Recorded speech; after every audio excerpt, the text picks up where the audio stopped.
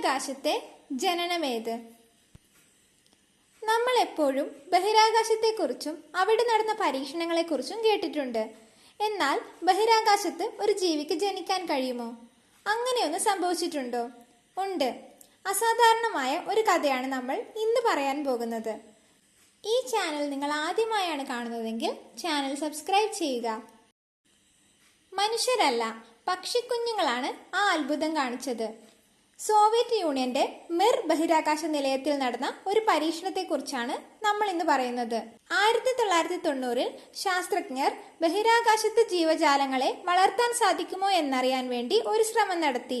ഇതിനായി അവർ കാടമുട്ടകളെ മിർ നിലയത്തിലേക്ക് കൊണ്ടുപോയി.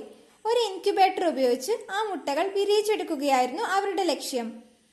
ഭൂമിയിൽ നിന്നും ബഹിരാകാശത്തേക്ക് കൊണ്ടുപോയ കാടമുട്ടകളിൽ അവർക്ക് കാടപ്പക്ഷിക്കുഞ്ഞുങ്ങളെ വിരിയിച്ചെടുക്കാൻ സാധിച്ചു.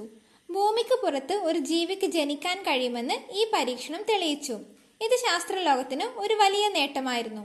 എന്നാൽ നിർഭാഗ്യവശാൽ ഈ കുഞ്ഞുങ്ങൾക്ക് അധികകാലം ആയുസ്സുണ്ടായിരുന്നില്ല. ഗുരുത്വാകർഷണ ശക്തി ഇല്ലാത്തതുകൊണ്ട് അവയ്ക്ക് പറക്കാനും ഭക്ഷണം കഴിക്കാനും ബുദ്ധിമുട്ടായിരുന്നു. അവ വായുവിൽ തലകീഴായി കറങ്ങുകയും തനിയെ ഭക്ഷണം കഴിക്കാൻ ശ്രമിക്കുന്നതിനിടെ ചത്തുപോവുകയും ചെയ്തു. ഗുരുത്വാകർഷണത്തിന്റെ അഭാവം ജീവികളുടെ വളർച്ചയെ എങ്ങനെ ബാധിക്കുന്നു എന്ന് മനസ്സിലാക്കാൻ ഈ പരീക്ഷണം സഹായിച്ചു. ഈ പരീക്ഷണം ഒരുപക്ഷെ വിജയിച്ചില്ലായിരിക്കാം.